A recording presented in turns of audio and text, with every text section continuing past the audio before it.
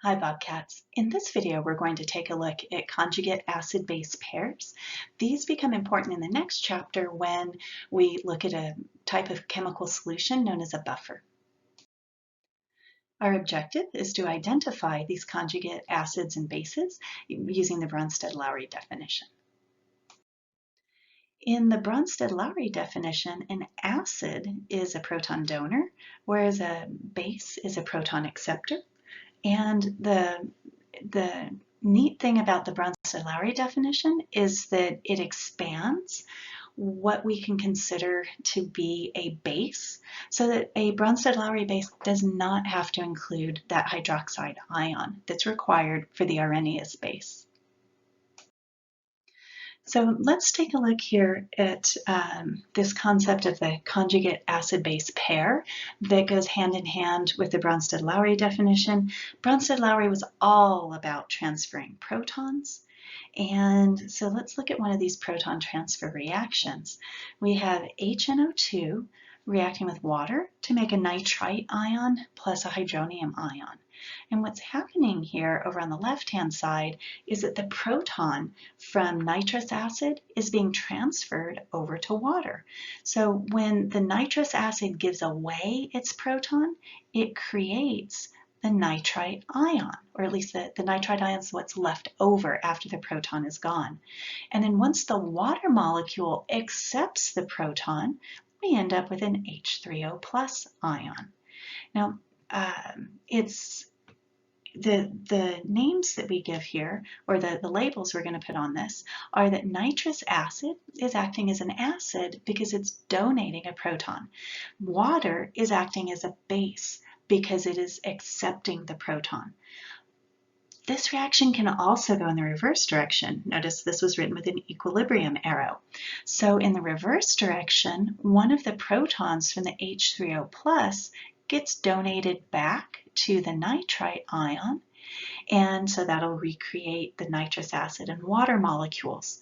So since the H3O plus is donating a proton, now the H3O plus is acting as an acid, and since the nitrite ion is accepting a proton, it is acting as a base. Now we're going to pair up between the left side of this equation and the right side of the equation chemicals that only differ by a proton. So we're going to pair up HNO2 and NO2 minus, and we're going to pair up the H2O and H3O plus. These pairs are referred to as conjugate acid-base pairs. Just take a look at another example. Ammonia reacts with water to establish an equilibrium with the ammonium ion and hydroxide ions. The water molecule in the left-hand side donates a proton to ammonia. That makes water act as an acid and ammonia act as a base. If this reaction goes in the opposite direction, the ammonium molecule can donate a proton to the hydroxide. That means that the ammonium ion acts as an acid and the hydroxide ion acts as a base. And for pairing up, the items in blue are paired and the items in red are paired. Ammonia and the ammonium ion are a conjugate acid-base pair, and water and the hydroxide ion are a conjugate acid-base pair. Notice that in these two reactions, water behaves differently. In the first reaction, water behaves as a base, and in the second reaction, it behaves as an acid. Compounds that can react either as an acid or a base are called amphoteric or amphiprotic. Both of those terms are used. The left-hand side of this slide lists all of the conjugate pairs from the previous slide. To come up with a definition of this, in a face-to-face class, I normally ask my students to take a moment and work with the people around them to give me back a definition.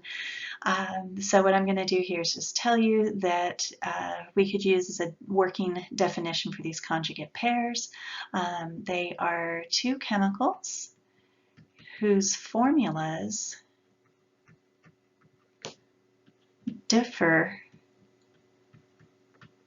by a proton.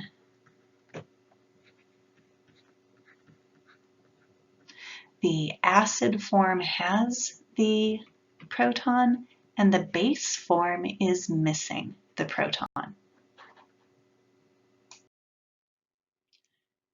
On a quiz or a test, you may be asked to give the conjugate acid or the conjugate base for a compound. Wanted to illustrate that with ammonium and ammonia. When we're writing these pairs, the ammonium ion is the acid form and NH3 is the base form. And so if we were to convert the ammonium ion into its conjugate base, ammonia, we would need to take away an H+. Notice that's two things we have to adjust for in the formula. We have to change the subscript on hydrogen, and then we also have to drop the charge down by 1 unit.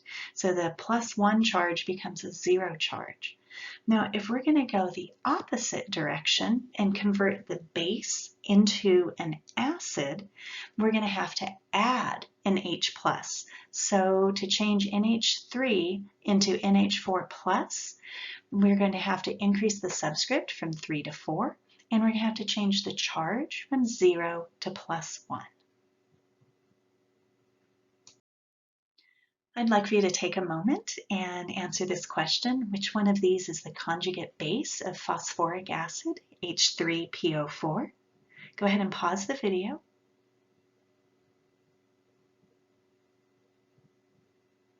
All right, hopefully you took a moment, you paused the video, and you already figured this out on your own.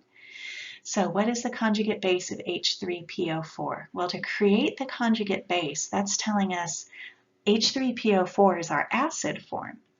And to convert this into that conjugate base, we're going to have to remove a proton. So we remove a hydrogen from the formula and we drop the charge by 1. So instead of having 3 hydrogens, we're going to have 2. And instead of having an overall charge of 0, we'll now have an overall charge of -1. So that would be answer B. If you look at answer A, H4PO4+ would be the conjugate acid of H3PO4 because that's adding an H+ to it. Our objective here is to identify conjugate acids and bases. On a quiz or a test, it's very common that I'll ask you to identify what is the conjugate acid of a given compound or what is the conjugate base of a given compound. So you would just have to adjust the formulas. If you're asked to find the acid, you would add an H+. If you're asked to find the base, you would remove an H+.